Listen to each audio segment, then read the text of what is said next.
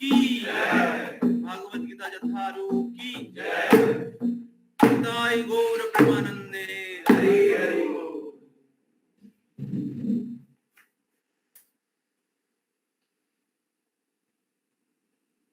हरे कृष्णा हरे कृष्णा। माता जी में बहुत लोग नहीं आए। साक्षी माता जी, नेहा माता जी बोले थे। साक्षी एग्जाम ओवर। उन्होंने कहा एग्जाम हो गया तो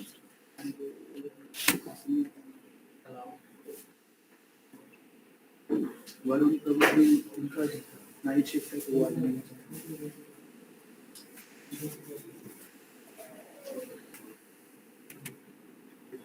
ओके। सभी भक्तों को स्वागत है जो बाद में ज्वाइन किए हैं। सबका अटेंडेंस एक बार ले लीजिए जो बाद में आए।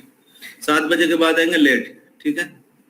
3 late 1 absent, 3 late equal to 1 absent, ठीक है। हरे कृष्ण। 3 late 1 absent. तो लेट मत आइए, ऐसी ठंडी के समय है सब।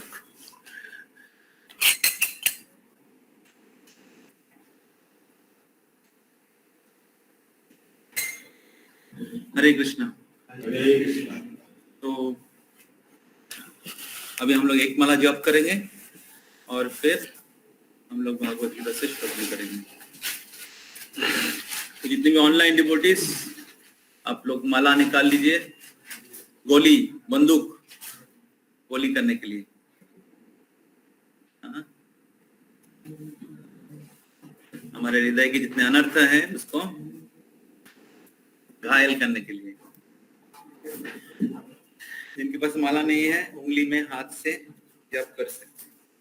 तो पिछले वीक में मैं एक चीज को स्ट्रेस दिया था जब जप के समय मैं बोल रहा था, किसी को याद है? बताइए। हाँ? क्या बताया था? किसके पास स्ट्रेस? हाँ? जब भगवान से अपॉइंटमेंट है तो ओके, हमारा जो जॉब है भगवान के साथ हमारा अपॉइंटमेंट है। तो इसलिए सबसे महत्वपूर्ण एक्टिविटी है, सबसे महत्वपूर्ण कार्यकलाप है। इसलिए बहुत आदर के साथ, ऐसे नहीं कि जस्ट फॉर्मेलिटी कंप्लीट करना है। तो बहुत ध्यान पूर्वक, बहुत आदर के साथ हमें भगवान के नाम का जप करना चाहिए। और क्या बोला था मैं? और क्या बोला था? पूर्ण विश्वास से करना चाहिए। प्रभु का किताब ले लीजिए, ठीक है। ले लिया? और क्या बोला था मैं? जप करने से पहले हमें ऊपर से पुस्तक करें। जप करने से पहले हमें ये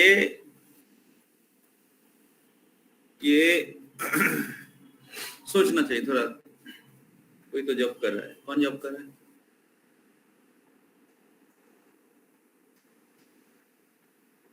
तो जप करने से पहले हमें 2 मिनट समय लेना चाहिए। जब भी आप सुबह उठ के जप करते हैं 2 मिनट समय लेना चाहिए और थोड़ा सोचना चाहिए कि आगे 2 घंटा या 1 घंटा जिनका जो जप का संख्या है, विशेष करके जो 16 माला जप करते हैं भक्त लोग, तो उनको सोचना चाहिए कि आगे 2 घंटा मैं क्या करने वाला। तो आगे जो 2 घंटा समय है, ये मैं दूसरा कुछ नहीं करने वाला, ये मैं भगवान के प्रति संपूर्ण आत्मसमर्पण करने वाला। ये भगवान के साथ मेरा अपॉइंटमेंट है। आगे जो 2 घंटा समय है, पूरे दिन मेरे पास समय है बाकी चीज करने के लिए, लेकिन जो 2 घंटा समय बहुत कीमती है, बहुत महत्वपूर्ण है। एक्चुअली हमें हमेशा भगवान के सेवा में हमें समय देना चाहिए। भगवान कृष्ण कहते हैं सततम कीर्तन, तुम हमेशा मेरा नाम का कीर्तन करिए।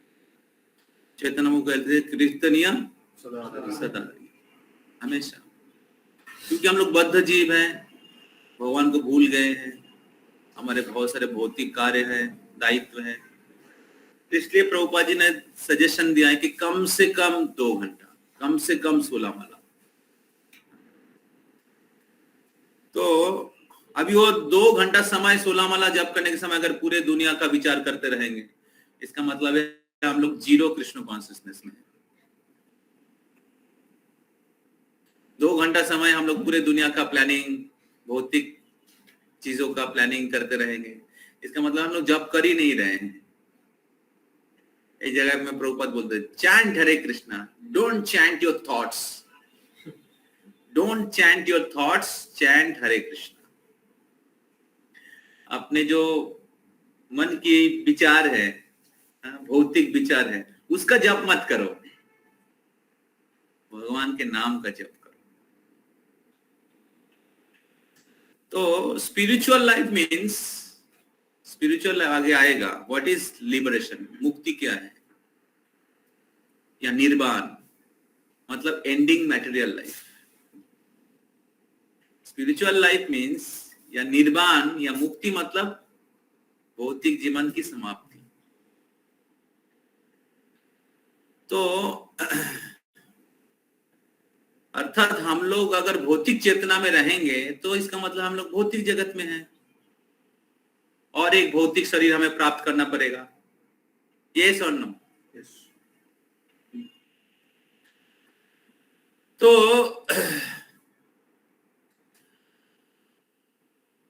तो इसलिए जब हम लोग जप करते हैं, हम लोग कितने कृष्ण चेतना में हैं वो हम लोग खुद परीक्षा कर सकते हैं। तो इसलिए श्रद्धा पूर्वक जप करने के द्वारा हमारे कृष्ण चेतना को हम लोग वृद्धि कर सकते हैं, बहुत अटेंटिव चैंटिंग के द्वारा, ध्यान पूर्वक जप करने के द्वारा, भगवान के नाम की आश्रय लेने के द्वारा। चैतन्य चरितामृत में कहा गया है भजनेर मध्य सर्वश्रेष्ठ नवविधा भक्ति, कृष्ण प्रेम कृष्ण दीते धरे महाशक्ति। तो भजन के अंदर सबसे श्रेष्ठ है नवविधा भक्ति, श्रवणम कीर्तनम विष्णु स्मरणम पाद, 9 प्रकार के भक्ति जो प्रहलाद महाराज कहते हैं। उस नवविधा भक्ति में तार मध्य सर्वश्रेष्ठ नाम संकीर्तन, निरपराधे नाम लोइले पाए प्रेमो धान। उस नवविधा भक्ति में भी सर्वश्रेष्ठ है नाम संकीर्तन, भगवान के नाम का जप। और अगर कोई निरपराध भगवान के नाम का जप करते हैं उनको प्रेम प्राप्त होगा। तो हम लोग जब बहुत पोटेंट है, बहुत शक्तिशाली है, आपको कृष्ण प्रेम, कृष्ण को दे सकते हैं जो जीवन के परम लक्ष्य है। और उस नाम को हमें निरपराध करना चाहिए। नाम जप के 10 अपराध है, अब आगे का भी हम लोग चर्चा करेंगे, आगे जब हम लोग जाएंगे। उसमें से एक अपराध है वैष्णव अपराध, भगवान के भक्तों को निंदा करना। तो उसको हमें अवॉइड करना चाहिए, अवॉइड करना पड़ेगा, बहुत महत्वपूर्ण है। तो भगवान के भक्तों के प्रति अपराध करना या निंदा करना, तो उसमें हमें भक्ति नष्ट हो जाता है। तो इस प्रकार हमें बहुत ध्यान पूर्वक और श्रद्धा पूर्वक अगर भगवान के नाम हर दिन को जप करेंगे तो भगवान के प्रति प्रेम धीरे धीरे वर्धित होने लगेगा। ओके, हरे कृष्ण। ओके, तो अभी हम लोग भागवत गीता शुरू करते हैं। ओम अज्ञानतिमिरान्धस्य ज्ञानाञ्जनशलाकया चक्षुरुन्मीलितं येन तस्मै श्री गुरवे नमः।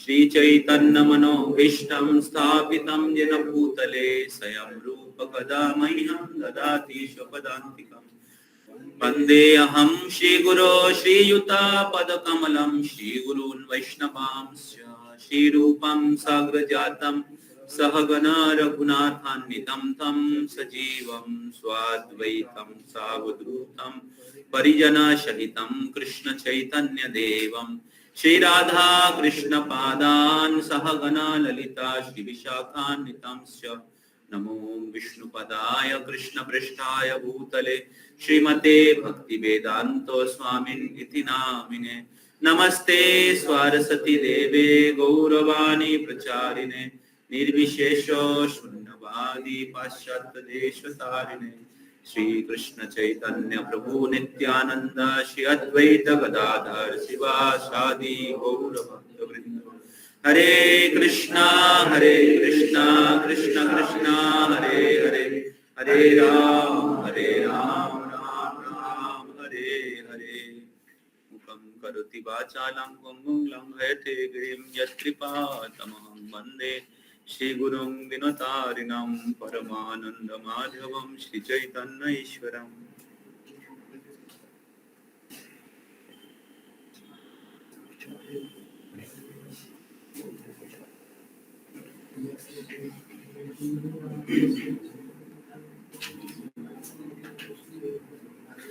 हरे कृष्णा। तो हम लोग भगवद गीता के दूसरे अध्याय में हैं। अब तक हम लोग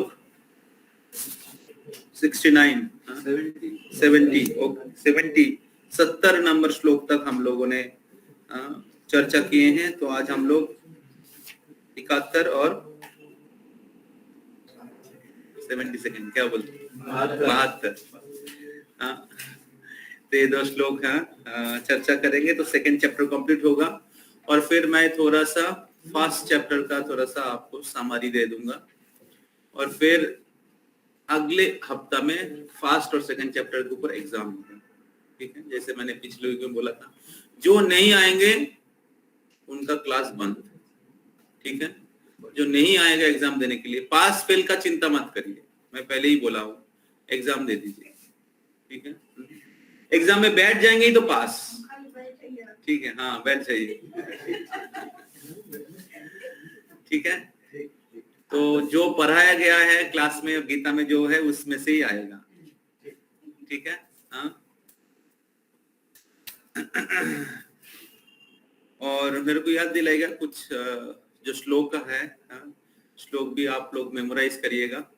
तो वो भी श्लोक मैं बता दूंगा। तो 6 श्लोक बताऊंगा, उसमें से 2 श्लोक आएगा। पहले 10 बोला था मैं, अभी थोड़ा कम कर दिया कि आप लोगों के लिए आसान हो जाए।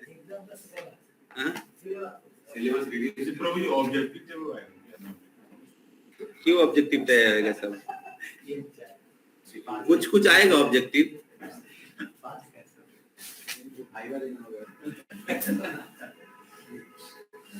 ओके, तो श्लोक संख्या 71। विहाय कामानि सर्वान्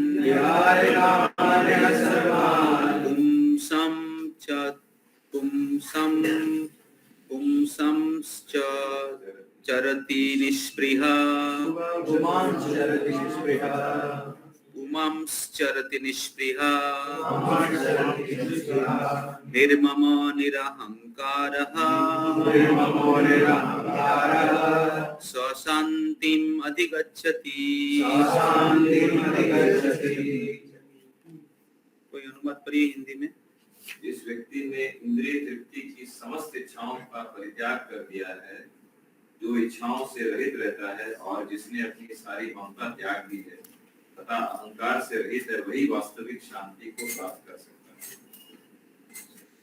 ये गीता कितने है?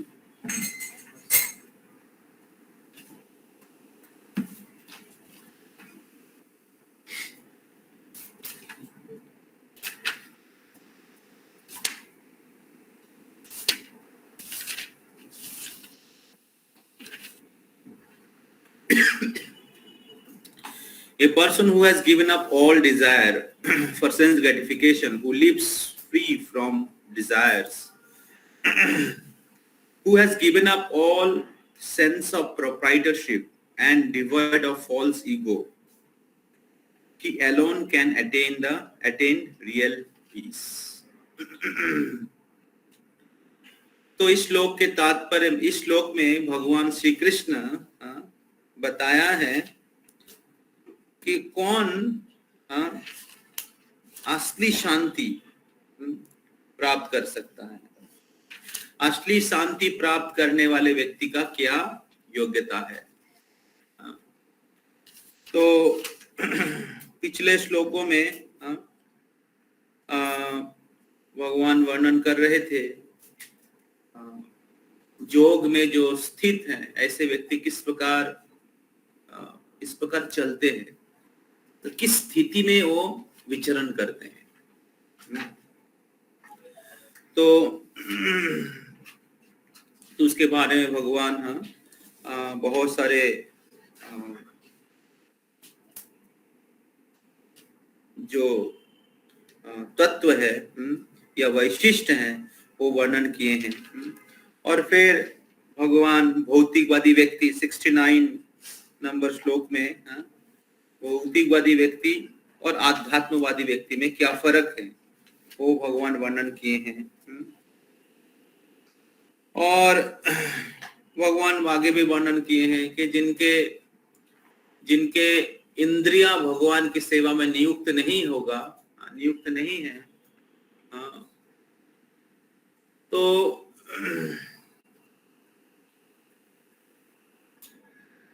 कभी भी इंद्रियों को संयम नहीं कर सकते।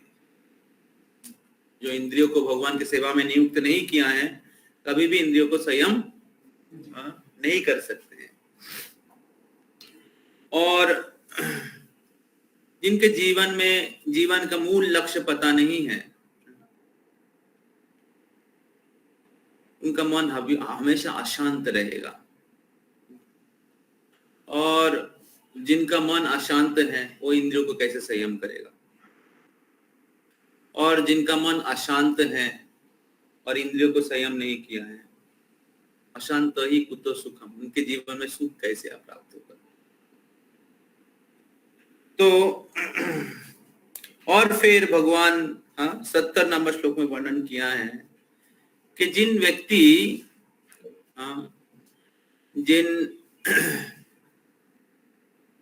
व्यक्ति संपूर्ण रूप से कृष्ण भावना में निमग्न रहते हैं, कृष्ण सेवा में निमग्न रहते हैं, उनके हृदय में बहुत सारे कामना वासना अगर आता भी है या उनके सामने अलग अलग विषय अगर उपस्थित हो भी जाता है, फिर भी वो स्थिर रहते हैं।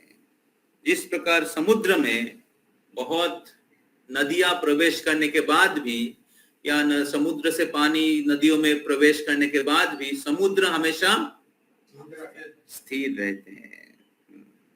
तो 70 नंबर श्लोक में समुद्र का उदाहरण भगवान दे रहे हैं हम लोगों को समझाने के लिए कि कृष्ण भक्त के हृदय स्थित प्रज्ञ व्यक्ति की चेतना, स्थित प्रज्ञ व्यक्ति की स्थिति किस प्रकार होता है। क्योंकि कृष्ण पूर्ण है, ओम पूर्णमदः पूर्णमिदः पूर्णमुदच्यते। भगवान परम पूर्ण है क्योंकि भगवान सब कुछ के आदि हैं, भगवान सब कुछ के स्रोत हैं। तो इसलिए जब कोई व्यक्ति कृष्ण के सेवा में नियुक्त हो जाते हैं तो उनके जीवन भी पूर्ण हो जाते हैं, कंप्लीट हो जाता है। तो आपके पास अगर बहुत सारे भौतिक योग्यताएं हैं लेकिन कृष्ण कॉन्शियसनेस नहीं है तो एक जीरो के जैसे है। तो जीरो के आगे जब तक एक नहीं रहेगा तो कोई भी जीरो का कोई वैल्यू नहीं है। लेकिन जीरो के आगे जब एक लग जाएगा तो एक जीरो मतलब 10, 2 जीरो मतलब 100, 3 जीरो मतलब 1000। एक भौतिक योग्यता का बहुत वैल्यू है क्योंकि वो कृष्ण की सेवा में लग रहा है। वो आपके प्रगति, असली प्रगति का कारण बनेगा। तो इस प्रकार जब हम लोग कृष्ण की सेवा में नियुक्त होते हैं तो हमारे सब कुछ अर्थपूर्ण हो जाता है, सब कुछ सफल हो जाता है, सब कुछ शुद्ध हो जाता है, सब कुछ शुद्ध हो जाता है। उसका कोई भौतिक फल नहीं होता है। भौतिक जगत में जो भी करते हैं उसका अच्छे बुरा फल होता है और दोनों का फल आपको भुगतना पड़ेगा। लेकिन जब कृष्ण भावना में कार्य करेंगे, कृष्ण सेवा में नियुक्त रहेंगे, कृष्ण भक्ति में सब कुछ करेंगे, अर्थात कृष्ण के दास के रूप में सब कुछ करेंगे कृष्ण के निर्देश के अनुसार, तो तब सब कुछ कर्मा फ्री हो जाएगा। उसको कहते हैं ट्रांसेंडेंटल प्लेटफॉर्म और लिबरेटेड प्लेटफॉर्म। समझ में आ रहा है? उसको कहते हैं मुक्त अवस्था।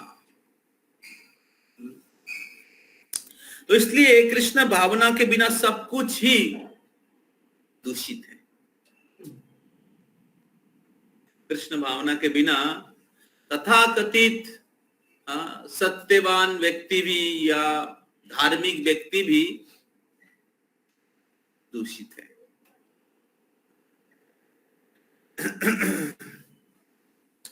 तो इस श्लोक में 71 नंबर श्लोक में भगवान कह रहे हैं, विहाय कामान ये सर्वान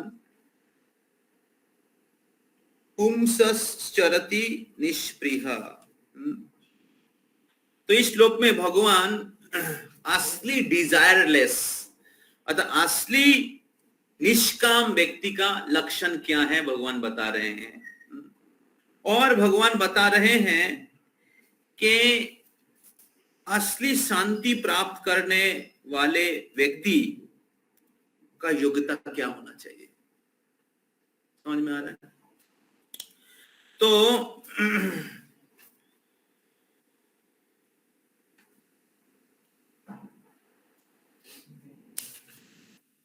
निष्पृह मतलब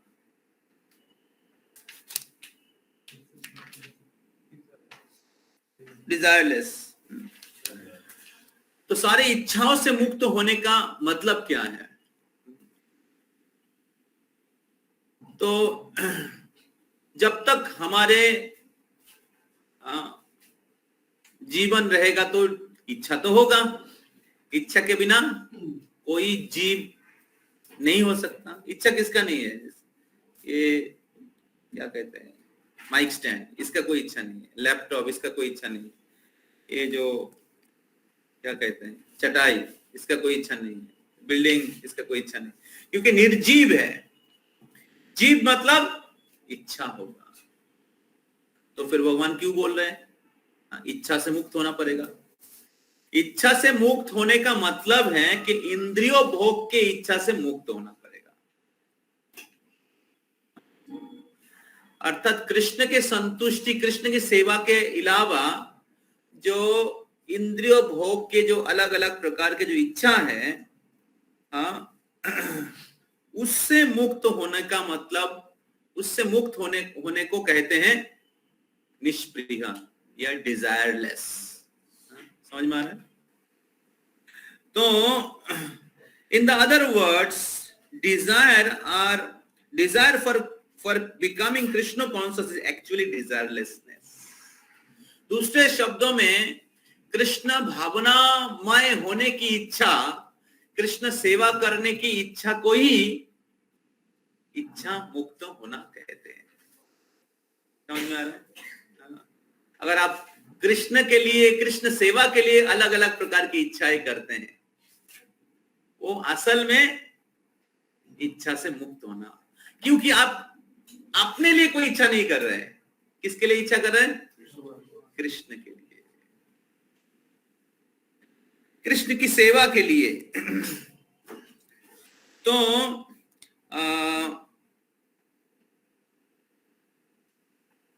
जब कोई व्यक्ति ये समझ लेते हैं, ये समझ जाते हैं, क्या समझ जाते हैं? कृष्ण सब कुछ के मालिक हैं।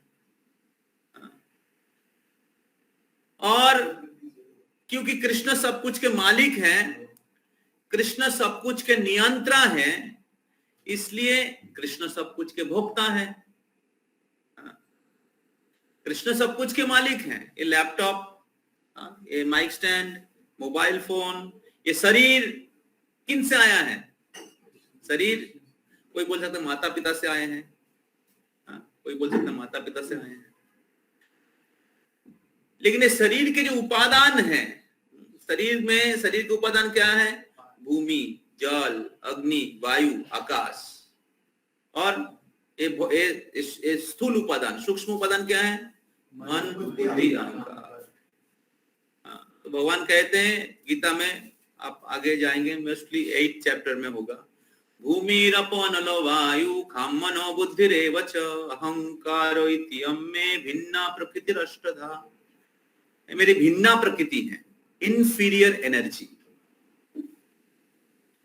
तो ये जो शरीर है, ये शरीर के उपादान जो है भगवान से आए हैं। तो प्रभुपाद कहते हैं जब बच्चे का जन्म होता है, जब बच्चे का जन्म होता है तो तुरंत माँ के जो स्तन है उसमें दूध आ जाती है। उसके पहले दूध नहीं रहता है।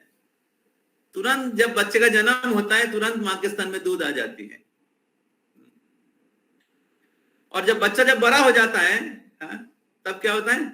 दूध बंद हो जाता है। अभी दूध जो है माँ बनाती है क्या? शरीर में कौन दे रहा है? बच्चे को कौन खिला रहा है? भगवान खिला रहे हैं। तो क्यों भगवान खिला रहे हैं? क्योंकि भगवान सभी जीवों के माता पिता है। भगवद गीता में भगवान कहते हैं सर्वजोनिषु कौन्ते, केवल मनुष्य के माँ के स्तन में दूध नहीं, हर जीव के, हर पशु पक्षी, सर्वजोनि, केवल मनुष्य जोनि नहीं, सर्वजोनिषु कौन्तेय मूर्तय संभवान्ति ज तासां ब्रह्म महज्जोनिरहं बीजो प्रदो पिता। मैं बीज प्रदान करी पिता।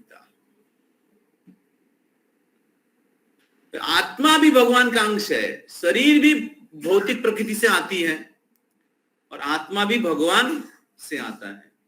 तो भगवान असल में सबके माता पिता है। तो इसलिए भगवान जन्म के साथ साथ हर जीवों के भोजन का बंदोबस्त किए। भगवान सबको दूध प्रदान करते हैं या भोजन प्रदान करते हैं। तो इस प्रकार भगवान सब कुछ के मालिक है, सब कुछ और सभी व्यक्तियों के, सभी भौतिक पदार्थ और सभी जीवों के मालिक है। और भगवान सब कुछ के नियंत्रण है और इसलिए भगवान सब कुछ के भोक्ता है। तो जिस व्यक्ति को इस सत्य को पता है, वो व्यक्ति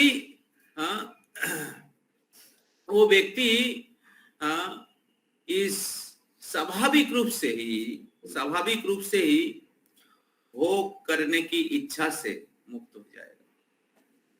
उनको पता है कृष्ण सब कुछ के भोक्ता है। माया क्या है कि जब हम लोग सोचते मैं भोक्ता हूं, माया आपके पास 1000 रुपया रहने से आप माया में नहीं है।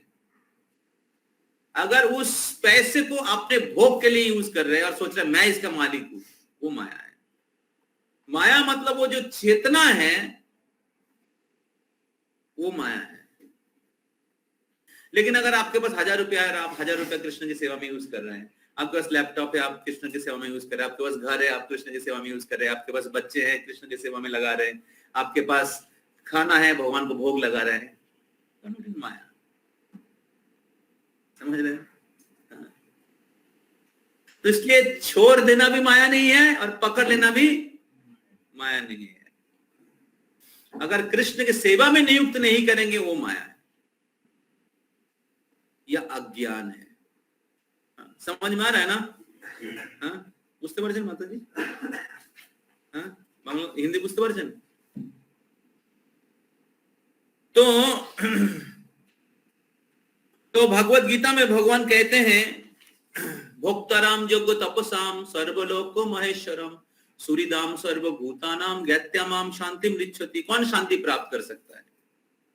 हाँ, इधर भी वही चीज बोला गया है, वही परम शांति को, असली शांति को प्राप्त, शांतिम अधिगच्छति, शांति का फॉर्मूला है। हाँ, इधर दूसरे अध्याय में बताएं और फिर 5वें अध्याय में 29 नंबर श्लोक लास्ट वर्ष में भी शांति के सूत्र दिया है। तो जो जानते हैं कृष्ण सब कुछ के भोक्ता है, तो to understand one's actual position as an eternal servitor of Krishna without falsely claiming this material body to be oneself and without falsely claiming the proprietorship over anything in this world is the perfect stage of Krishna consciousness. One who is situated in this perfect Krishna consciousness knows that because Krishna is the proprietor of everything, everything must be used for the satisfaction of Krishna. तो जो कृष्ण भावना में स्थिर है, कृष्ण भावना में है, उनको पता है कि कृष्ण सब कुछ के मालिक है, इसलिए कृष्ण सब कुछ के भोक्ता है, इसलिए वो मिथ्या अपना मालिकाना, क्या कहते हैं, अपना मालिकाना नहीं बनाते हैं। उनके पास जो भी है वो कृष्ण की सेवा में लगाते हैं, अपने कर्मों के अनुसार, अपनी योग्यता के अनुसार जो भी प्राप्त हुआ है। मानस देहो गेहो जो किछु मोर और पिलु तु पदे नंद किशोर, संपदे विपदे जीवने मरणे दाय ममो गेला तुआ ओ पदो वरणे, भक्ति ठाकुर गाते हैं। तो अर्जुन युद्ध करने से पहले, कुरुक्षेत्र के पहले युद्ध करना नहीं चाह रहे थे। अर्जुन अपने लिए युद्ध करना नहीं चाह रहे थे, लेकिन जब कृष्ण ने बोला आप युद्ध करो,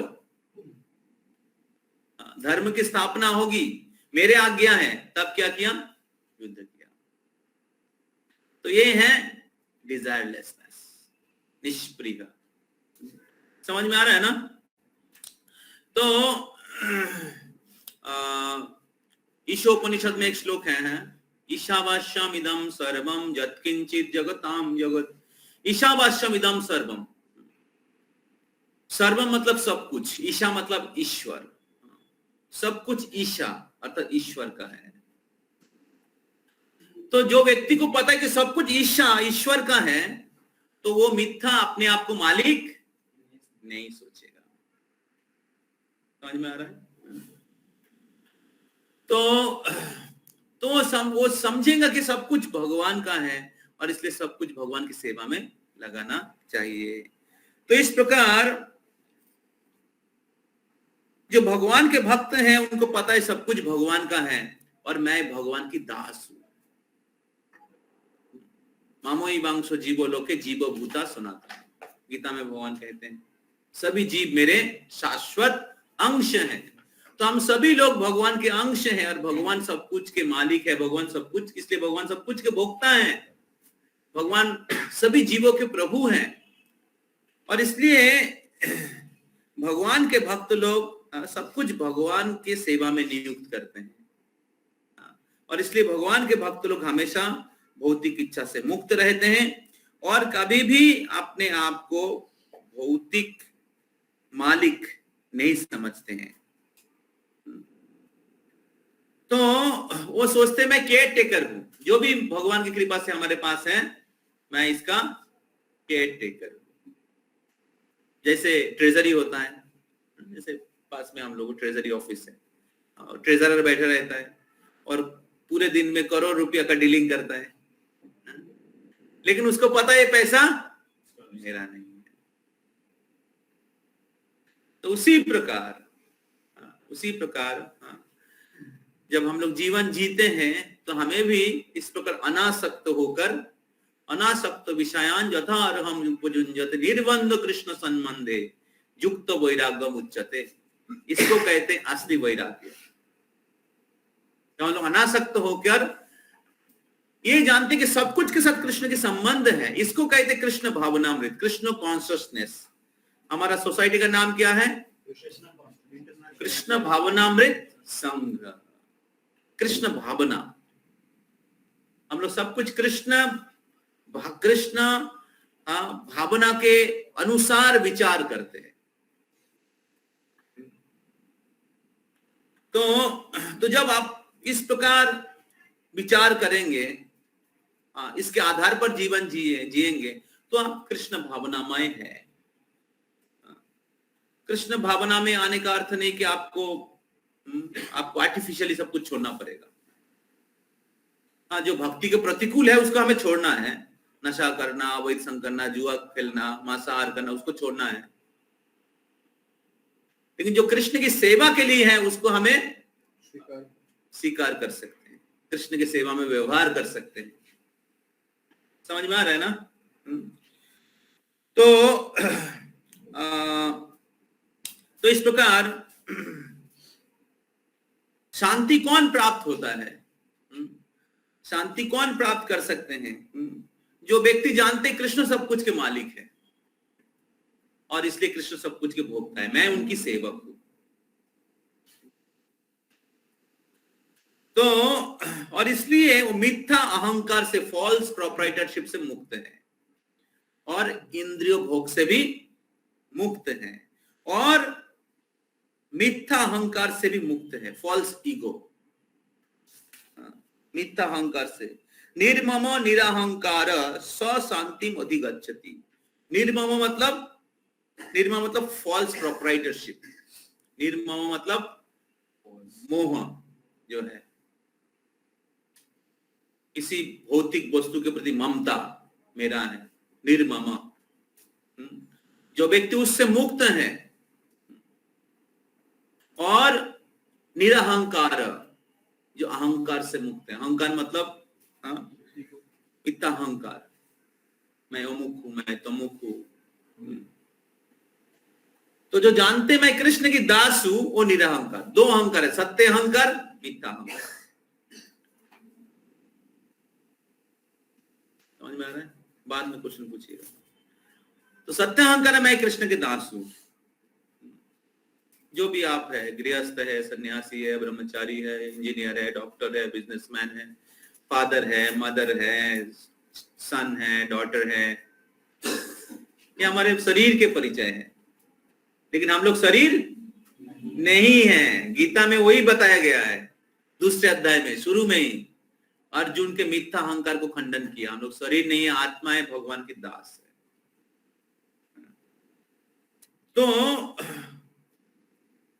तो वही व्यक्ति शांति प्राप्त कर सकता है। तो अर्जुन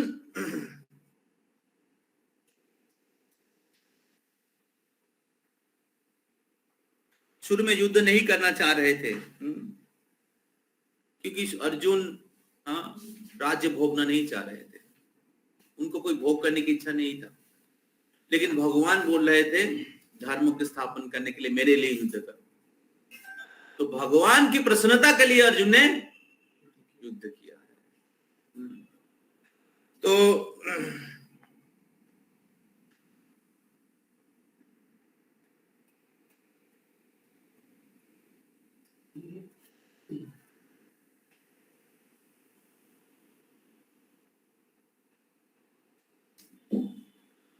इस प्रकार जब कोई व्यक्ति इस चेतना में रहते कि सब कुछ भगवान सब कुछ के मालिक है, भगवान ही सब कुछ के भोक्ता है,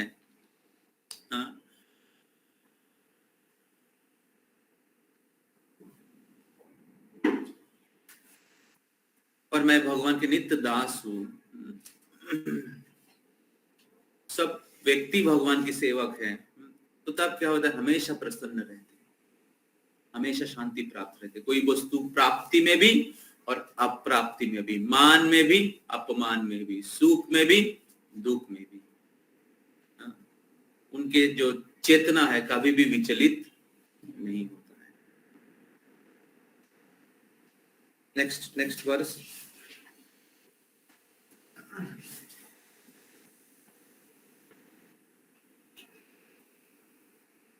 एषा Brahmi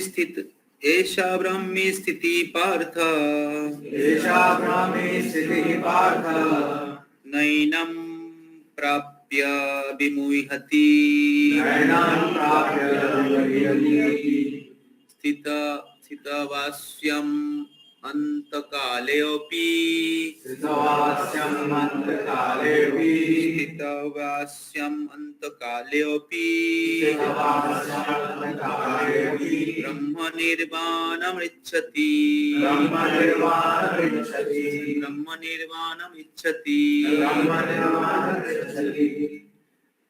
That is the way of the spiritual and godly life, after attaining which a man is not bewildered.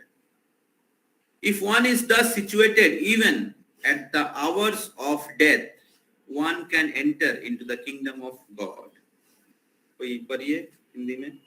यह आध्यात्मिक तथा ईश्वरीय जीवन का पथ है जिसे प्राप्त करके मनुष्य मोहित नहीं होगा। यदि कोई जीवन के अंतिम समय में भी इस तरह स्थित हो तो वह भगवत धाम में प्रवेश कर सकता है। तो आध्यात्मिक और गॉडली का हिंदी क्या लिखा है? ईश्वरीय। तो आध्यात्मिक और ईश्वरीय जीवन जीने के तरीका क्या है? आध्यात्मिक और ईश्वरीय जीवन जीने का तरीका क्या है ना? पिछले वाले श्लोक में जो कहा गया है, 71 नंबर श्लोक में जो कहा गया है कि सब कुछ के भोक्ता कृष्ण है। कृष्ण सब कुछ के भोक्ता है, क्योंकि कृष्ण सब कुछ के मालिक है। ईशावास्यम इदम सर्वम, सब कुछ ईश्वर का है, इसलिए ईश्वर सब कुछ के भोक्ता है और इसलिए हमें सब कुछ ईश्वर की सेवा में लगाना चाहिए। इस प्रकार हम लोग मिथ्या प्रभुत्व जो प्रभु चेतना जो है, मिथ्या प्रभु चेतना जो है और मिथ्या अहंकार जो है, मैं भोक्ता हूं। असली चेतना क्या है? असली चेतना क्या है? मैं दास हूं, कृष्ण भोक्ता है। मिथ्या चेतना क्या है? मैं भोक्ता हूं। असली चेतना क्या है? कृष्ण सब कुछ के मालिक है। मिथ्या चेतना क्या है? मैं सब कुछ के मालिक। तो जब कोई व्यक्ति ये दो चीज से मुक्त हो जाता है, निर्मोह मतलब मोह से मुक्त हो जाता है कि मैं सब कुछ के मालिक हूं, और निरहंकार मिथ्या अहंकार से, मिथ्या परिचय से, फॉल्स आइडेंटिफिकेशन। इसलिए गीता के दूसरे अध्याय में भगवान ट्रू आइडेंटिफिकेशन बता रहे हैं, एकदम स्टेप बाय स्टेप दिया है। GITA, आई मतलब आइडेंटिफिकेशन। तो हमारी असली आइडेंटिफिकेशन जो है, परिचय है, हम लोग कृष्ण के नित्य दास हैं। तो इस प्रकार जब कोई व्यक्ति मिथ्या प्रभुत्व और मिथ्या अहंकार अर्थात परिचय से मुक्त हो जाता है और उस प्रकार जीवन जीते हैं, तो वो आध्यात्मिक जीवन है, वो आध्यात्मिक जीवन है और वो ऐश्वर्य जीवन है, गॉडली लाइफ। समझ में आ रहा है? केवल पोशाक चेंज करने से हम लोग गॉडली लाइफ नहीं हो जाएंगे। हालांकि पोशाक भी हमें भक्तों के जैसा पहनना चाहिए, वो अनुकूल है, लेकिन हमें जो व्यवहारिक प्रक्रिया है, कृष्ण भक्तों की जो व्यवहारिक प्रक्रिया है, कोई रिचुअल नहीं है, ये तत्व के ऊपर, सत्य के ऊपर आधारित है। और उस प्रकार हम लोग जब जीवन जिएंगे तो वो आध्यात्मिक जीवन है, वो ऐश्वर्य जीवन है। और इस प्रकार भगवान कह रहे इस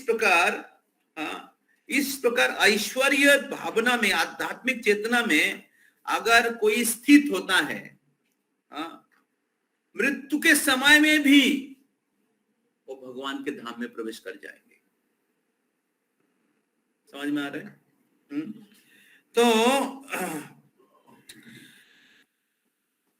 तो स्थित व्यासम अंत कालेओपी, तो तो मृत्यु के समय if one is the situated even at the hours of death, मृत्यु के समय अगर भी वो ऐसी चेतना में रहते हैं तो वो भगवान के धाम में one can enter into the kingdom of God, भगवान के धाम में प्रवेश कर जाएंगे। अभी प्रभुपाद इसके बहुत सुंदर तात्पर्य दिए हैं। तो प्रभुपाद तात्पर्य में कहते हैं कि निर्वाण शब्द का अर्थ क्या है। निर्वाण means ending the process of material life. Now what is material life? What is material life? Material life मतलब मैं सब कुछ के भोक्ता हूं, मैं सब कुछ के मालिक हूं, मैं सब कुछ के मालिक हूं इसलिए मैं सब कुछ के भोक्ता हूं। और भौतिक चेतना क्या है? मैं भोक्ता हूं। ये भौतिक चेतना है। लेकिन जब कृष्ण चेतना में आ जाएंगे, कब कृष्ण चेतना में आएंगे? जब आप समझेंगे कृष्ण सब कुछ के मालिक है, इसलिए कृष्ण सब कुछ के भोक्ता है। जब आप इसको जानेंगे कि मैं शरीर नहीं हूं, मैं आत्मा हूं, मैं मालिक नहीं हूं, मैं नौकर हूं, कृष्ण के नौकर हूं या कृष्ण के दासों का दास हूं, तो क्या है? आध्यात्मिक चेतना या भौतिक चेतना की समाप्ति। समझ में आ रहा है? भौतिक चेतना या भौतिक जीवन की समाप्ति। तो असली निर्वाण या मुक्त अवस्था है जब आप कृष्ण चेतना में स्थित होते हैं। समझ में आते हैं? तो प्रभुपाद कहते हैं, बुद्धिस्ट लोग सोचते हैं कि निर्वाण का मतलब है सब कुछ जीरो, मृत्यु के बाद सब कुछ एकाकार हो जाना, भगवान में लीन हो जाएंगे। बहुत बार पूछा जाता है लोगों को, मुक्ति का मतलब क्या है? बोले भगवान से एकाकार हो जाना। भगवान एक व्यक्ति है ना शक्ति है? बोलते शक्ति है। शक्ति मतलब इम्पर्सनल, निर्भीक, निराकार। वो लोग सोचते हैं भगवान निराकार है और मृत्यु के बाद मुक्ति मतलब आप भी निराकार हो जाएंगे। तो बुद्धिज्म में ये बहुत प्रोमिनेंट है। उसको कहते शून्यवाद, सब कुछ जीरो हो जाएगा। क्योंकि भौतिक जगत तो दुखदायी है। भौतिक जगत तो दुखदायी है क्योंकि आप प्रोप्राइटर बनने की प्रयास कर रहे हैं और एंजॉयर बनने की प्रयास कर रहे हैं, और उसके लिए बहुत कष्ट भुगतना पड़ रहा है, आपको झेलना पड़ रहे हैं। क्योंकि सभी लोग प्रोप्राइटर और मालिक और भोक्ता बनने के लिए प्रयास कर रहे हैं ना, इसलिए क्या हो रहा है? डिशुम हो रहा है। तो इसलिए सोचते कि सब कुछ शांति शांति शांति, ये सब छोड़ दो, जीरो शांति।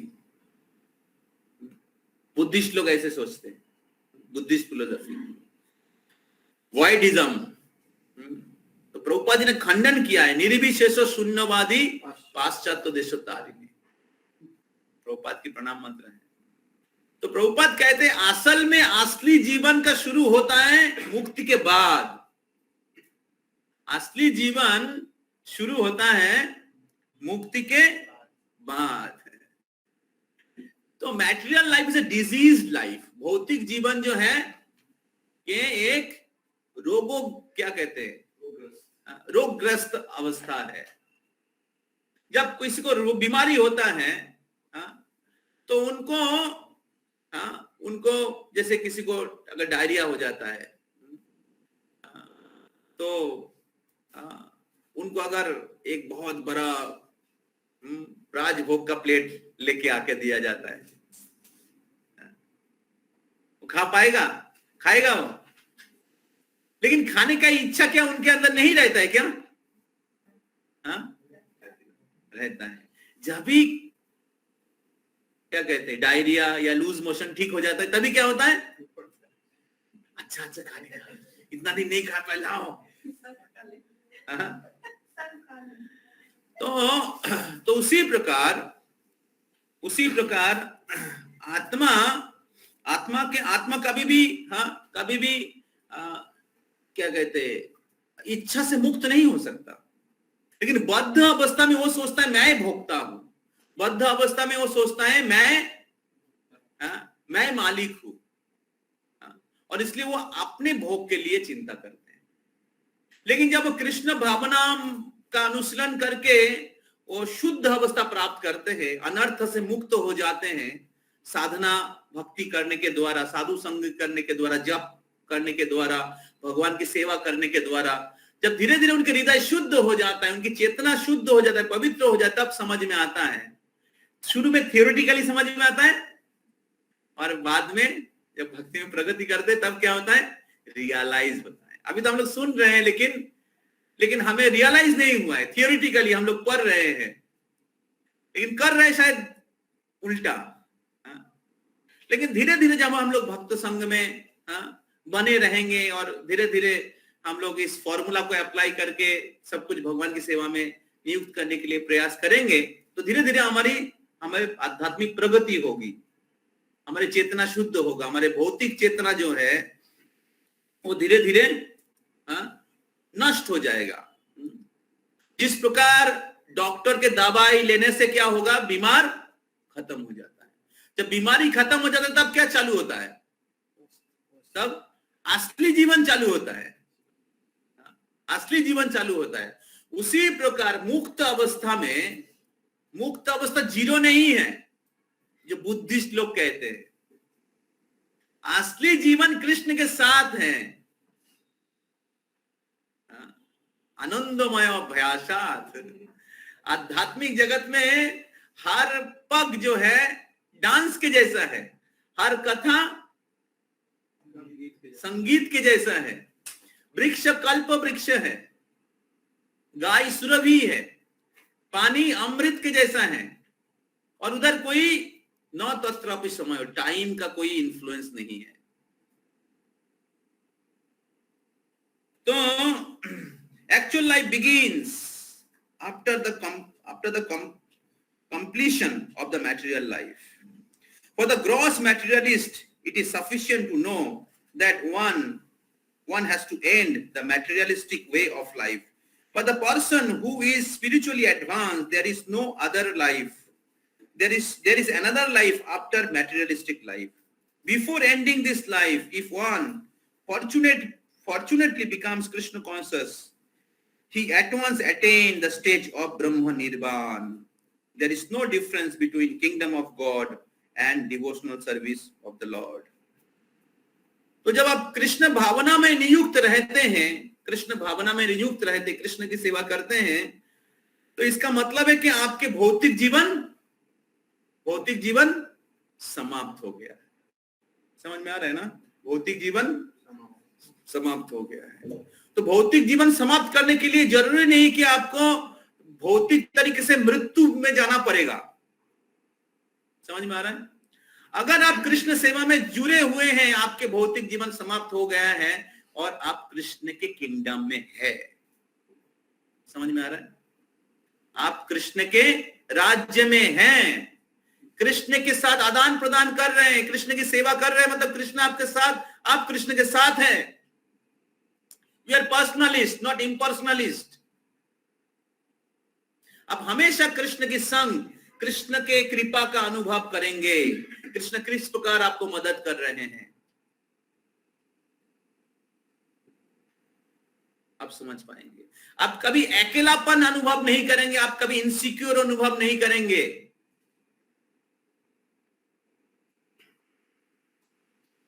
जब श्रील प्रभुपाद पाश्चात्य देश में जा रहे थे, रास्ते में 2 बार हार्ट अटैक हुआ कार्गो शिप में, और भगवान सपने में आए, बोले चिंता मत करो, इस बोट का मैं कैप्टन हूं। और अगला दिन अटलांटिक ओशन पैसिफिक ओशन हो गया। बहुत तूफान था, रात को बहुत तूफान आया था और उसमें हार्ट अटैक हुआ प्रभुपाद का। और प्रभुपाद प्रार्थना कर रहे थे, बरो कृपा कोइले कृष्ण अधा में रखोती की लागी आनी लाहे था कौरवे गोती। जरूर आपका कुछ कारण होगा इसलिए आपने मेरे को इधर लाया है। तो प्रभुपाद प्रार्थना कर रहे थे और भगवान उनके सपने में आए, और अगला दिन अटलांटिक ओशन पैसिफिक ओशन हो गया। तो हिज होलिनेस भक्ति चारू स्वामी महाराज कह रहे थे कि शिला प्रभुपाद पाश्चात्य देश में जा रहे थे और उधर हिपी मूवमेंट क्यों चल रहा था उस समय? हाँ? क्योंकि अमेरिका में वार हुआ था, सेकेंड वर्ल्ड वॉर, और सेकेंड वर्ल्ड वॉर के बाद सभी अमेरिकावासी फ्रस्ट्रेटेड थे और वो लोग और युद्ध नहीं चाह रहे थे, वो लोग शांति चाह रहे थे, कुछ ऑल्टरनेटिव ढूंढ रहे थे। और हिप्पी लोग, अमेरिकन यूथ पूरे फ्रस्ट्रेटेड थे अमेरिकन गवर्नमेंट के खिलाफ, और उनको पता नहीं था कि क्या ऑल्टरनेटिव है। उन्होंने सोचा कि drugs is alternative, stay high. तो उसी समय प्रभुपाद जाके एंट्री लिया और रियल ऑल्टरनेटिव दिया और परमानेंटली स्टे हाई रहो। Chant Hare Krishna and stay high forever. Hare Krishna Hare Krishna. तो प्रभुपाद जी उधर क्यों गए, उस समय क्यों गए? प्रभुपाद जी को पता था उधर हिप्पी मूवमेंट चल रहा है। भगवान ने अरेंज किया था, भगवान ने अरेंज किया था ग्लोबली, पूरा क्या कहते हैं, हाँ, कि लोग भौतिक जीवन में फ्रस्ट्रेटेड थे और कोई आध्यात्मिक सॉल्यूशन ढूंढ रहे थे, और प्रभुपाद जी ने जाके रियल सॉल्यूशन दिया। तो जब हम लोग हमारे आध्यात्मिक जीवन का अनुसरण करेंगे तो बहुत बार बहुत सारे अड़चन आ सकते हैं, लेकिन उस अड़चन में हम लोग भगवान की आश्रय ढूंढ रहे कि नहीं, भगवान की कृपा, भगवान के निर्देश को पालन करने की प्रयास कर रहे हैं कि नहीं, वो परीक्षा है।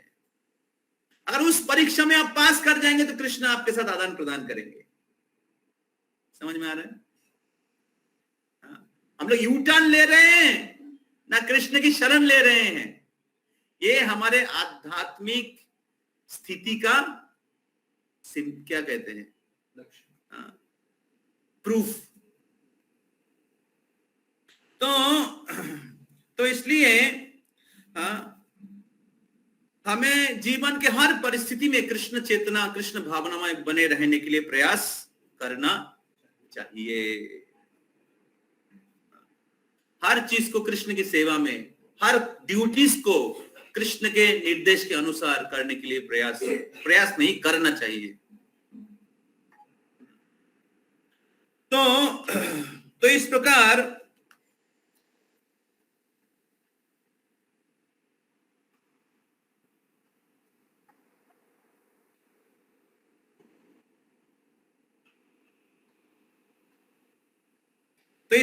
There is no difference between kingdom of God and devotional service. तो आध्यात्मिक जगत में लोग क्या कर रहे हैं?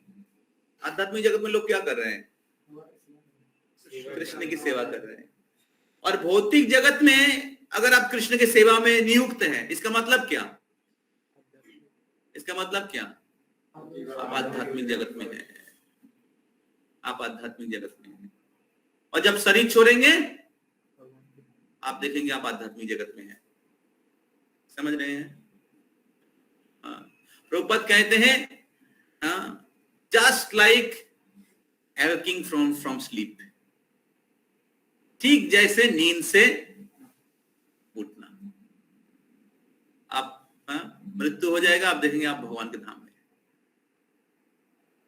समझ में आ रहा है?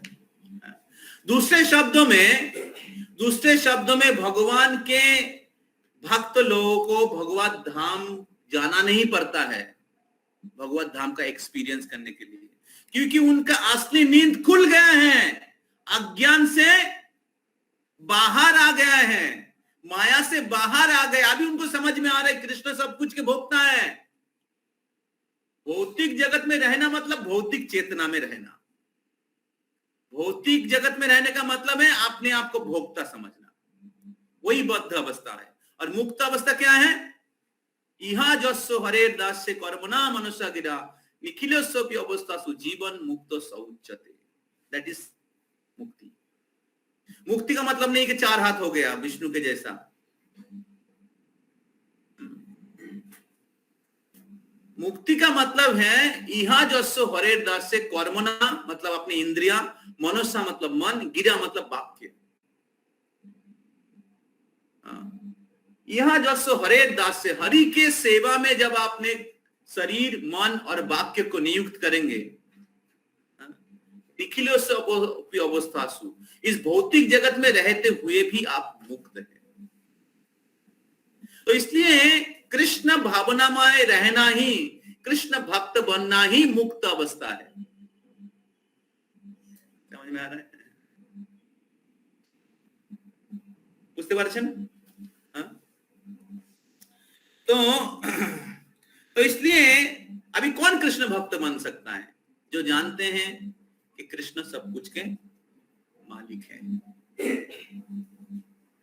कृष्ण सब कुछ, ईशावास्यम इदम सर्वम, सब कुछ कृष्ण की है और इसलिए कृष्ण सब कुछ के भोक्ता है।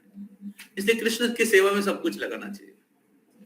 अभी अगर धनी व्यक्ति, राजा का बेटा क्या भिखारी रहता है? हमने सोचा कृष्ण सब कुछ भोगता है तो फिर शायद हम लोगों को भिक्षुक बनकर रहना पड़ेगा, फिर मैं कृष्ण भक्त नहीं बन सकता प्रभु जी। लगता है और भागवत गीता क्लास में हम नहीं आ पाएंगे। लोग डर जाते हैं, हमें सब कुछ छोड़ना पड़ेगा। तो जो फियर है, fear is opposite side of attachment.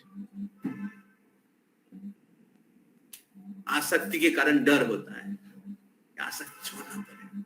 लेकिन जब आपको आसक्ति छूट जाएगा, यानी कि कृष्ण सब कुछ का भोक्ता है, आप बहुत खुश हो जाएंगे, आप निर्भय हो जाएंगे। और जो कृष्ण के भक्त हैं, जैसे मैं बोला, राजा का बेटा कभी भिखारी नहीं रहता है, राजा का बेटा राजा के जैसा जीता है। तो इसलिए कृष्ण के जो सच्चे भक्त हैं, कृष्ण उनको सब कुछ प्रदान करते हैं। गीता में खुद कहते हैं भगवान, योगोक्षेमम वहम मेहम। ध्रुव महाराज को भगवान ने क्या दिया?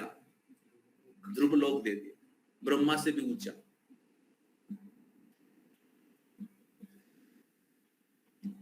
तो भगवान के भक्त लोग कभी भिखारी नहीं रहते।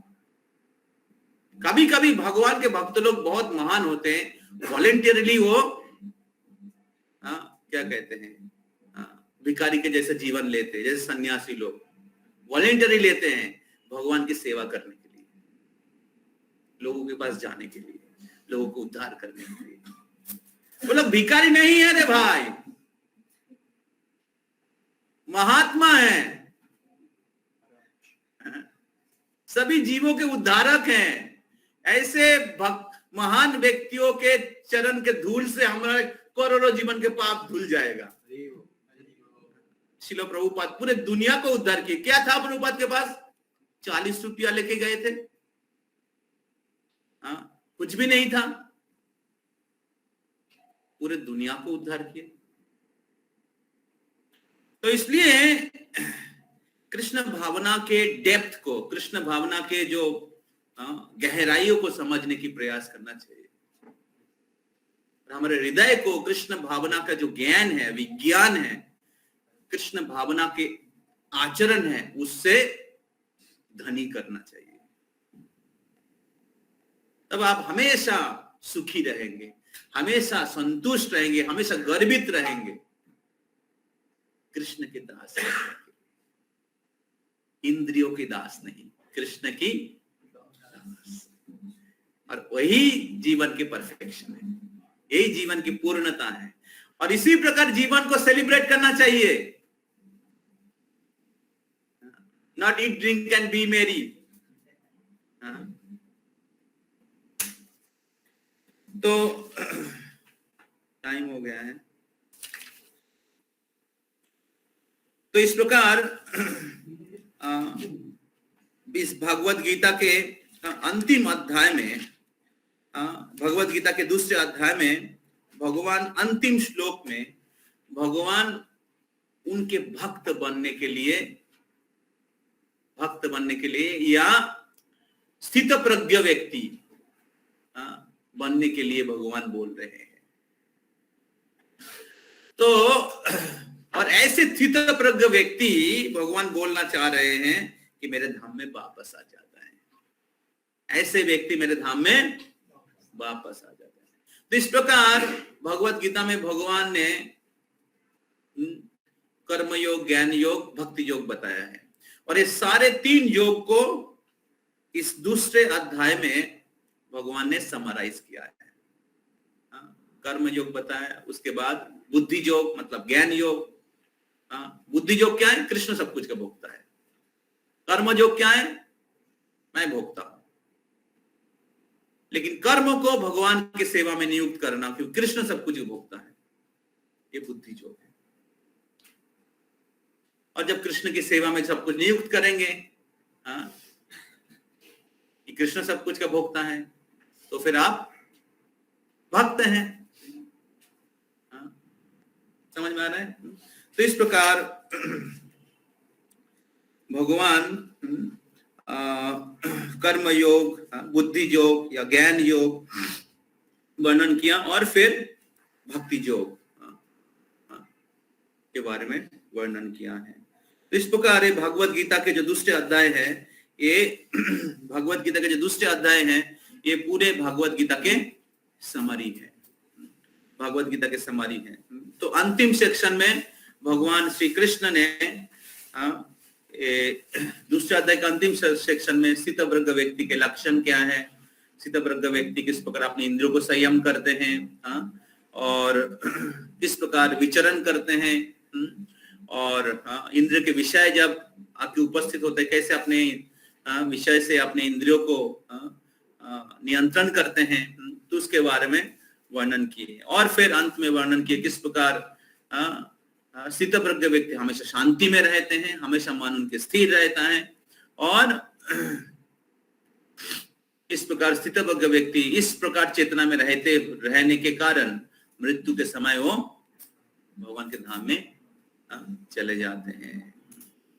और अंत में समराइज प्रभुपाद जी बहुत सुंदर तरीके से समराइज किया कि अगर आप कृष्ण के भक्त बनेंगे, कृष्ण की सेवा में सब कुछ नियुक्त करेंगे, तो आप आपके भौतिक जीवन के समाप्ति मतलब भौतिक चेतना की समाप्ति, भौतिक जीवन मतलब भौतिक चेतना, और जो आध्यात्मिक चेतना में रहते हैं वो हमेशा भगवान के साथ रहते हैं, भगवान के धाम में रहते हैं। तो इस प्रकार श्रील प्रभुपाद जी ने जो हम लोगों को दिया है, सिखाए, अगर इसको हम लोग अच्छे से करेंगे तो सब कुछ जो जितने फिलोसॉफिकल चीज बताया गया सब कुछ करना ऐसे ही हो जाएगा। हरे कृष्णा कृष्णा कृष्णा हरे हरे, हरे राम राम राम प्रभुपाद की जय। तो मैं बोला था कि मैं भगवद गीता का फर्स्ट चैप्टर का समरी दूंगा, तो पता नहीं अभी समय तो नहीं है, तो जस्ट आप लोगों को 6 श्लोक हैं, 6 श्लोक जो आपको मेमोराइज करना है, वो श्लोक तरह लिख लीजिए।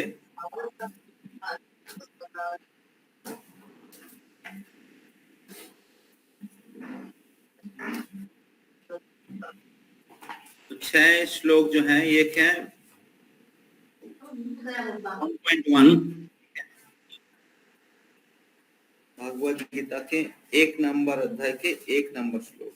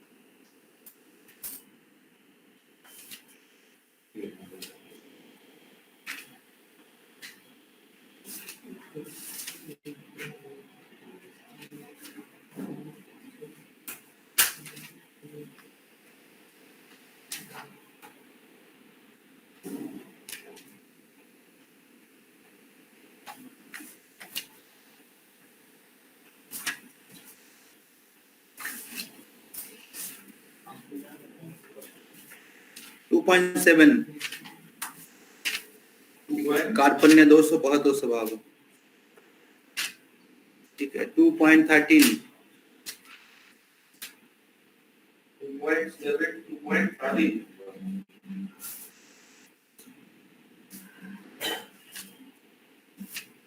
2.13 मिला आपको?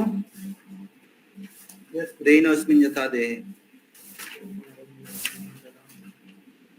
कितना हुआ? 2.14 नंबर 4 2.40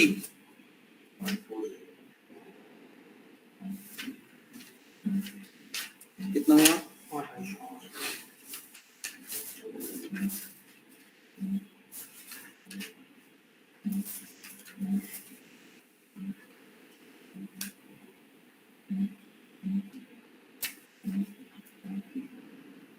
2.59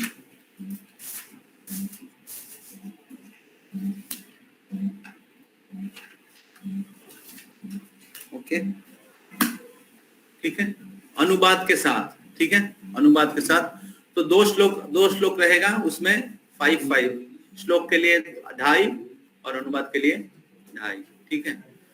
तो अभी किसका प्रश्न है?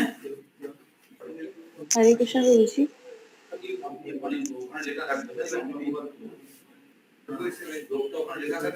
কেন লেখা থাকে? বাহ, তাহলে আপনি কি করবেন?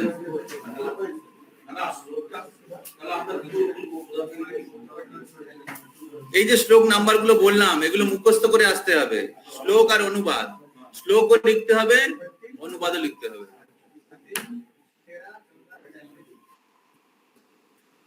ठीक है, हाँ। तो ऑनलाइन डिवोटीज का एग्जाम कैसे होगा, मैं थोड़ा सोचना पड़ेगा।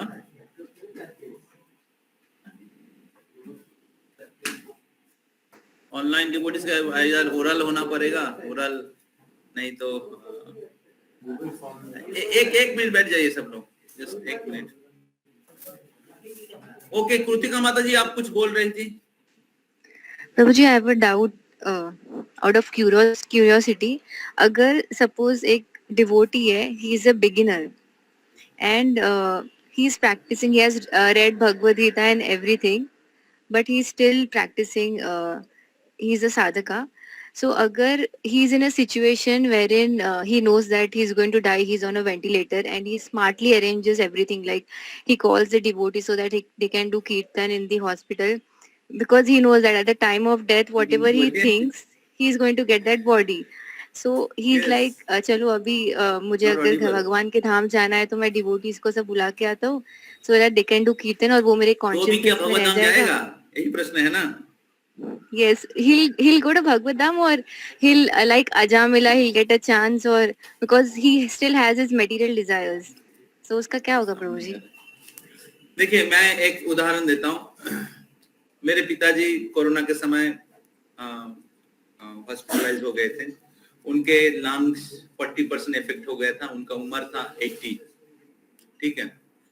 तो अभी ये निश्चित है कि वो शुद्ध भक्त नहीं है, ठीक है, लेकिन भक्त है। अभी कौन से लेवल में है हमें भी पता नहीं, ठीक है। तो मैं पर्सनली मैंने प्रयास किया था कि क्योंकि मैं दोनों ऑप्शन के लिए रेडी था कि वो शरीर छोड़ भी सकते हैं, और ट्राई कर रहा था कि अगर भगवान की कृपा से वो स्वस्थ हो जाए, ठीक है, भगवान अगर उनको रक्षा करे। तो मैं दोनों ऑप्शन के लिए, तो मैं उनको भगवान मतलब अलग अलग मायापुर में, वृंदावन में, जगन्नाथपुर में, तीनों जगह में उनके लिए बहुत दिन पूजा दिया था और गुरुमाज को इन्फॉर्म किया था, तो गुरुमाज ने आशीर्वाद किया था। तो और सेम टाइम उनका जितने भी उनके ट्रीटमेंट के लिए जितने भी चीज जरूरत है, बेस्ट ट्रीटमेंट बेलव्यू में, तो डॉक्टर भी एकदम हम लोगों का जान पहचाना था, बहुत अच्छा। तो उनको मतलब उनको जीने के लिए या बचाने के लिए जो करना चाहिए किया था। सेम टाइम मेरे को पता था कि ऐसा सिचुएशन में जनरली कोई जीता नहीं है, ठीक है। तो सेम टाइम पता है कि शरीर छोड़ सकते हैं, तो इसलिए मैंने उनके जो कोविड वार्ड में उनके रूम उनको बाईपैप चल रहा था, मतलब नाक और मुंह दोनों में एक साथ ऑक्सीजन चल रहा था, ठीक है। तो उनके जो रूम था उस सारे रूम में मैंने भगवान का फोटो लगा दिया था, भगवान का फोटो, प्रभुपाद का फोटो, गुरु महाराज का फोटो, और इस्कॉन का जो प्रभुपाद का धुन है, हरे कृष्ण धुन है, वो चला दिया था, ठीक है। तो इधर मशीन का आवाज होता है ना, लाइट जलता है और बंद होता है और आवाज करके, बहुत क्या कहते हैं, पैनिक की सिचुएशन है। तो उसमें मैं प्रभुपाद का धुन चला दिया था, प्रभुपाद का कीर्तन 24 आवर्स चलता था, और एवरीडे मैं भगवान का जो दर्शन है उधर नर्स के थ्रू, डॉक्टर के थ्रू मैं भेजता था, और उनको भगवान का दर्शन, उन्होंने हर दिन 16 माला जप किया है। आप समझ सकते हैं, मुंह में बाईपैप चल रहा है। तो अभी मैं बोलना चाह रहा हूं कि निश्चित है कि शुद्ध भक्त नहीं है, लेकिन उस समय अगर शरीर छोड़ते 100% वो भगवतधाम चले जाते, 100% वो भगवतधाम चले जाते। तो मैं जो बोलना चाह रहा हूं कि अगर कोई व्यक्ति सब शुद्ध भक्त नहीं है, लेकिन भक्त लोगों ने उनको मदद किया और उसने वो स्वीकार किया, ठीक है, उसको उनको हेल्प किया, ठीक है, तो भक्तों की कृपा से, भगवान की कृपा से, और उनके प्रयास भी होना पड़ेगा। और उनके प्रयास नहीं है और वो भगवतधाम जाने के लिए सीरियस नहीं है, और उन्होंने वो भक्ति में एडवांस नहीं है, तो क्या वो उस समय पैनिक हो जाएंगे और भौतिक चेतना में रहेंगे, हाँ मेरे को बचा लो, क्या होगा मेरा, भगवान ने क्यों ऐसा कर दिया, ऐसे सिचुएशन में चले जाएंगे। तो तीनों अगर होगा तो जरूर वो भगवतधाम चले जाएंगे। तो भक्त लोग मदद कर सकते हैं, और अगर वो मदद ले लेता है तो भगवतधाम चले जाएंगे, ठीक है। और अगर सपोज वो योग्य नहीं है, भगवतधाम नहीं गए, तो अगले जीवन में भक्तों भगवान के जन्म लेंगे, अगले जीवन में फिर से उनको मौका मिलेगा। इधर खत्म किया है, अगले जीवन में उधर से शुरू हो, क्या प्रॉब्लम है?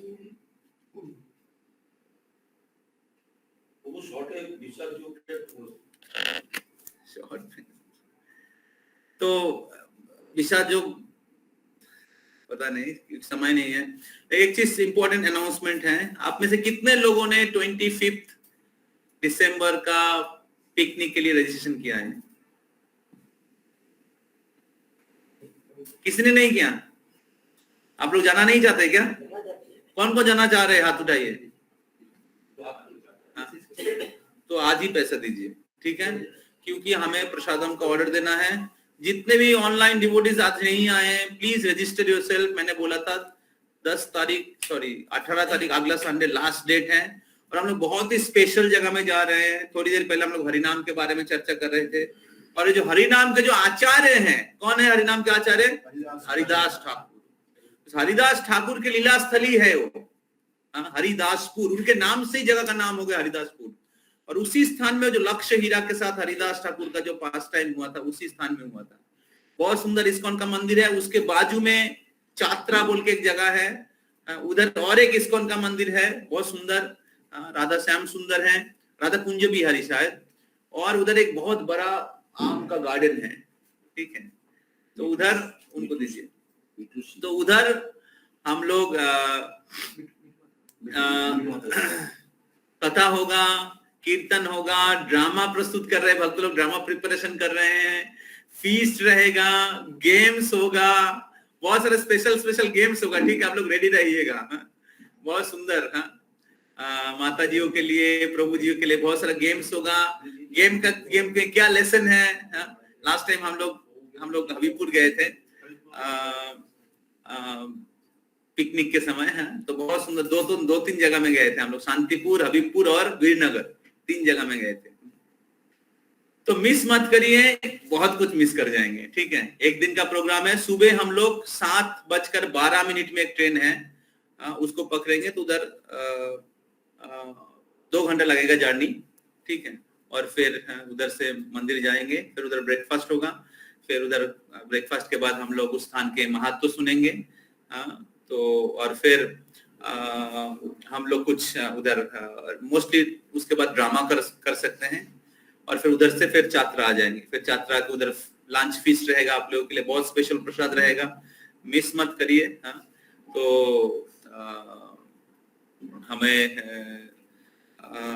हमें उधर प्रसादम के लिए, क्योंकि उनको सारा अरेंजमेंट करना पड़ेगा। हाँ, और उनका भी रेगुलर प्रोग्राम्स होता है। हाँ, उसको बाद हम लोगों का अरेंजमेंट ऐसा नहीं कि आपने पैसा दे दिया सब कुछ रेडी हो जाना चाहिए तुरंत। हाँ, तो अभी समय बहुत कम है और 25 दिसंबर सब लोग पिकनिक के मूड में रहते हैं। जितने भी हमारे कोलकाता के बैच है सब लोग अलग अलग जगह में पिकनिक में जा रहे हैं। तो अगर लेट नाम देंगे तो हमें उधर मुश्किल हो जाएगा, दूसरे पार्टी आ जाएंगे तो फिर हम लोगों का काउंट नहीं लेगा। समझ में आ रहा है? जिनको अभी क्या कहते हैं आप कैश नहीं दे सकते आप ऑनलाइन पे कर दीजिए, ठीक है। सभी पोस्टर भेज दिया गया था, कैसे पे करेंगे, तो हमें समझ में नहीं आ रहा है क्यों आप लोगों ने पेमेंट नहीं किया है। अभी पे करिए, ठीक है, उसके बाद प्रसाद होगा। 5 मिनट समय देते हैं। हरे कृष्णा कृष्ण कृष्ण हरे हरे, हरे राम राम राम हरे हरे। तो देखिए ग्रुप में पोस्टर्स हैं। हाँ, जो हरिदासपुर पिकनिक का, हरिदासपुर छात्रा पिकनिक है, तो ब्रेकफास्ट और लंच ये दोनों, और उसके साथ ट्रांसपोर्ट शियालदा टू शियालदा, ठीक है। ये 3 चीज मिला के ओनली 250 रुपीज है।